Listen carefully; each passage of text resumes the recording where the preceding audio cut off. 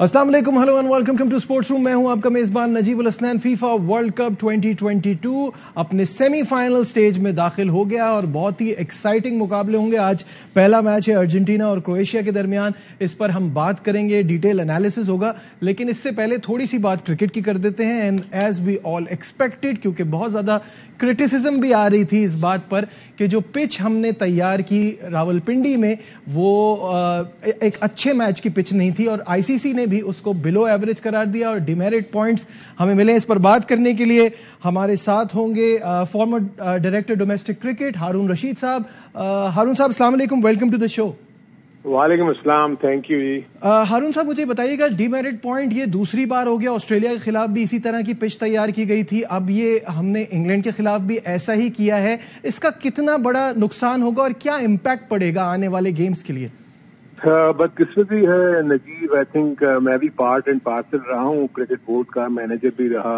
बदकिस्मती से हमारे यहाँ प्रॉब्लम ये है कि हम शिकस्त को बर्दाश्त नहीं कर सकते। एग्जैक्टली यही वजह है कि हमने ना जब भी कभी सीरीज हुई है अपनी होम कंडीशन में, खास तौर पर जो दबाव होता है वो टीम मैनेजमेंट की तरफ से और प्लेयर्स की तरफ से, कैप्टन की तरफ से, ये होता है कि क्योंकि हमारी स्ट्रेंथ स्पिनर्स पे है, हमें लो बाउंस पिचेस चाहिए, तो आप हमें पिचेस बना के दें इस तरह की, चाहे वो मिसबा जितने मर्जी आप कैप्टन ले ले। मैं हिस्ट्री में भी जाता हूँ, अगर आप 78 ऑनवर्ड जितना भी आप करते, तो उसका नतीजा क्या हुआ कि पहले आईसीसी इतनी ज्यादा फाल नहीं थी। क्योंकि देखिए, क्रिकेट जो है वो एक सपोर्टिंग गेम होना चाहिए, दोनों टीमों के लिए इक्वल सपोर्ट होनी चाहिए, और हमें अभी इस चीज को चेंज कर देना चाहिए, क्योंकि हमारा नोशन ये है कि बाहर की टीमें हमारे मुल्क में आके हमारी कंडीशन में नहीं खेल सकती। अब ये नोशन खत्म हो गया है, इसलिए कि देखें उनके तमाम के तमाम प्लेयर्स, कोई आईपीएल खेल रहा होता है, कोई पीएसएल खेल रहा होता है, कोई श्रीलंका में खेल रहा होता है, तो सब कॉन्टिनेंट की पिचेस जो हैं, मैं मानता हूँ T20 में थोड़ी सी बैटिंग ओरिएंटेड होती हैं, लेकिन लो बाउंस तो वहां भी होता है ना। सो मेरे अपने नजदीक अब इनको ये कॉन्सेप्ट को चेंज करना पड़ेगा, वरना जो इसका सबसे बड़ी जो पेनल्टी है ना वो ये होगी। तो मैं तो ये समझता हूँ कि दोनों मैचेस में रिजल्ट आ गए, तो मैच रेफरी ने इसको जो है वो इसको दिया है, जो पॉइंट्स दिए हैं उन्हें डीमेरिट पॉइंट्स 1 दिया है, जो कि बिलो एवरेज में आता है। रिजल्ट आना भी बेन स्टोक्स और मैकलम की एक अप्रोच की वजह से आया है, वरना हमने एग्जैक्टली बिल्कुल सही नजीब, ये मैं इसीलिए मैं आपको कहना चाह रहा हूँ। तो ये तो इंग्लैंड की अप्रोच की वजह से रिजल्ट आ गए ना, और इसी वजह से इसको बिलो एवरेज का, अगर ये रिजल्ट ना आता तो हो सकता है कि इसको पुअर भी मिल जाता और अनफिट भी मिल जाता। बिल्कुल पुअर की सूरत में 3 पॉइंट्स मिलते हैं डीमेरिट। अच्छा, चेयरमैन साहब इस चीज से अपनी जान नहीं छुड़ा सकते? वो ये कह देते हैं कि बड़ा अफसोस होता है क्योंकि मैं फॉर्मर क्रिकेटर हूं, इस तरह की पिच बनती है तो मेरे ऊपर भी बड़ी क्रिटिसिज्म होती है, हम नहीं कर पा रहे, अच्छी पिच नहीं बना पा रहे। डोमेस्टिक के मैचेस इस बात के एग्जाम्पल है कि इसी ग्राउंड में अच्छी पिचेस बनी है। नहीं नजीब, मैं नहीं मानता। देखिए, मसला ये है कि फ्रॉम टॉप टू बॉटम, यार आप भी इतने अच्छे स्पोर्ट्स को देख रहे हो, आपके यहाँ आप एक इवेंट में हारते हो, आपका बोर्ड चेंज हो जाता है, आप कोई भी सीरीज होम सीरीज हारते हो, बोर्ड चेंज हो जाता है। तो ये प्रेशर वो है जिसकी वजह से हम होम कंडीशंस में हारना नहीं चाहते, ताकि हमारी थोड़ी सी बचत हो जाए, कि हमारी सीटें रहें, सब कुछ है। अब मैं खुद इसका तो अब मैं ये कह रहा हूँ कि जो अनफिट के ऊपर 5 डीमेरिट पॉइंट होते हैं, सो 5 साल के अंदर अंदर अगर आपने 5 पॉइंट्स ले लिए, यानी डीमेरिट पॉइंट्स, तो आपका वो जो सेंटर है ना, वो आपका वो फिर इस काबिल नहीं रहेगा कि वो इंटरनेशनल मैच जी। तो हमें तो फ्यूचर में ये देखना चाहिए कि देखें, इररिस्पेक्टिव, यार दोनों टीमें जब खेल रही होती हैं, दोनों जीतने के लिए आई है ना। ऐसा ही है, देखेंगे इतनी मुर्दा पिचेस पे फर्स्ट टाइम है कि इंग्लैंड ने 2 कंसेक्यूटिव मैचेस पाकिस्तान में जीते हैं। बिल्कुल सही है। बहुत बहुत शुक्रिया हारून रशीद साहब, हमें एक्स कर रहे थे कि डीमेरिट पॉइंट्स की वजह से कितना नुकसान होता है और इससे बचने के लिए हमें अपनी अप्रोच चेंज करनी पड़ेगी। यहां लेते हैं एक छोटा सा ब्रेक से वापस आएंगे और फुटबॉल के हवाले से बात होगी। कहीं मत जाइएगा, विल बी राइट बैक। जी हां, the stakes are very high. Argentina and Croatia, बहुत ही जबरदस्त मुकाबला होने वाला है। अगर अर्जेंटीना की बात की जाए, 5 बार सेमीफाइनल खेले हैं और कभी सेमीफाइनल में नहीं हारे हैं।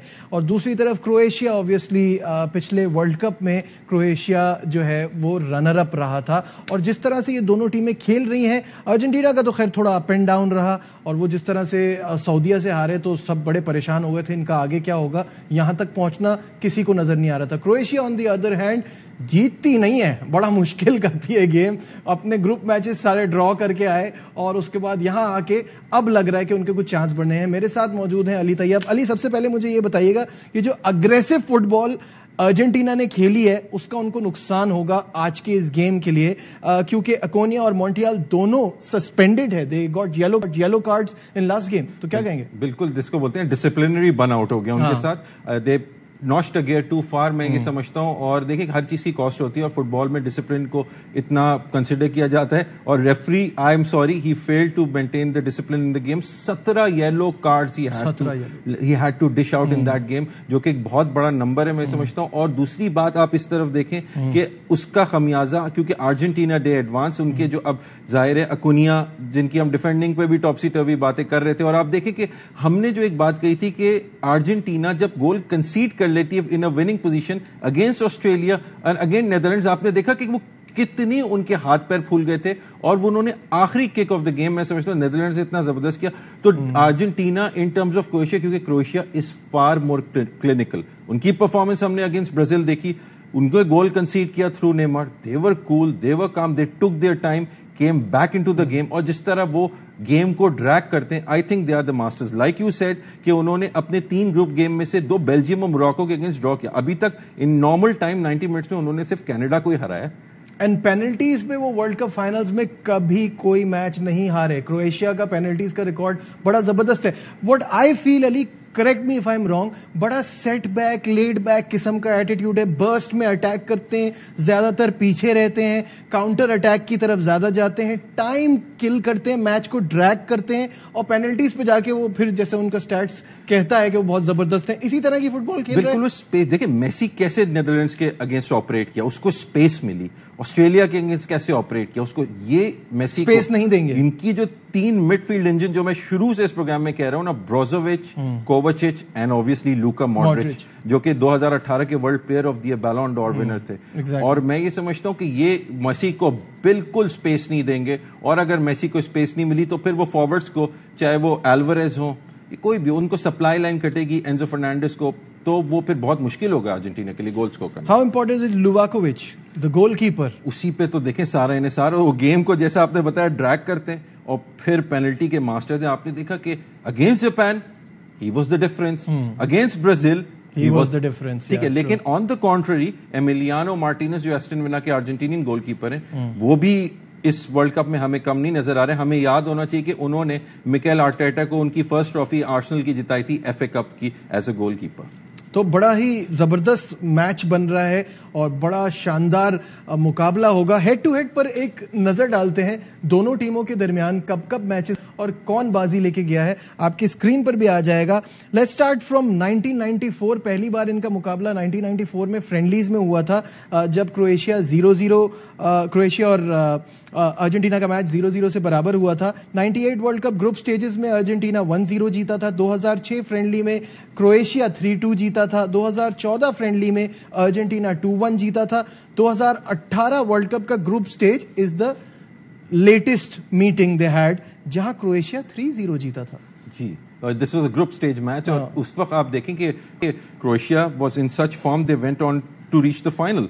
तो मैं ये समझता हूं कि अभी भी क्रोएशिया में इतनी फायर पावर होगी। देखिए at 37 Luka Modric is dictating the game from the midfield, और हमें वो against Brazil they were comfortable. आपने देखा उनका अर्जेंटीना की तरह पैनिक बटन नहीं दबाता, हालांकि एक्स्ट्रा टाइम में उन्होंने गोल कंसीड किया था। They were calm, they were still letting Brazil to come in, और फिर उन्होंने अपना काउंटर अटैक खेला और बेहतरीन मैं समझता गोल की थी कि स्लाइड डिफ्लेक्शन। बट ये रेजिलियंस जो होती है ना, ये कैरेक्टर डिफाइन करती है एक टीम का, और यही जो है उनको आगे लेके कि ब्राजील जो है वो हमें दिखा के थोड़े उसने जो है आफ्टर दे कंसीडर्ड, तो फिर वो दे आउट ऑफ स्टीम। ये भी याद रहे कि ये दोनों टीमें अपने पिछले मैचेस यानी कि क्वार्टर फाइनल्स पेनल्टीज पर ही जीते हैं।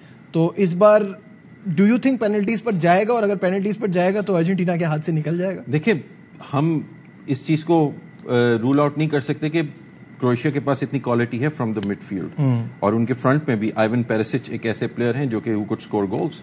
ठीक है, मिडफील्ड से इतनी क्वालिटी है, लेट्स से कि ये मिडफील्ड से भी उनको गोल्स मिल सकते हैं, और वो अगर वो मेसी को स्पेस नहीं अलाउ कर सकते तो देयर द फैक्टर कि they could score goals and win this game in normal time. Alvarez, Angel Di Maria, Messi key players to watch out, and Enzo Fernandez as well. ठीक है, ये जी बिल्कुल की प्लेयर्स टू वॉच आउट हैं। और जहां तक हमने देखा कि सस्पेंशन अकुनिया की सस्पेंशन होना जो है लियोनेल स्कलोनी को थोड़ी हर्ट करेगी, जाहिर है उनकी रिप्लेसमेंट आएगी। उधर से मॉन्टियल भी सस्पेंडेड हैं, तो 2 की सस्पेंशन हैं इस वक्त अर्जेंटीना के लिए। वो उनको उस क्वालिटी के प्लेयर से रिप्लेस कर पाएंगे और कैसे परफॉर्म कर पाएंगे ये हमें देखना होगा। If you have to pick, I have to pick Croatia. You have to pick Croatia. और स्कोर लाइन क्या होगी, या पेनल्टीज पे जाएगा? पेनल्टीज पे जाएगा। This one is going on penalties. This one is going on penalties.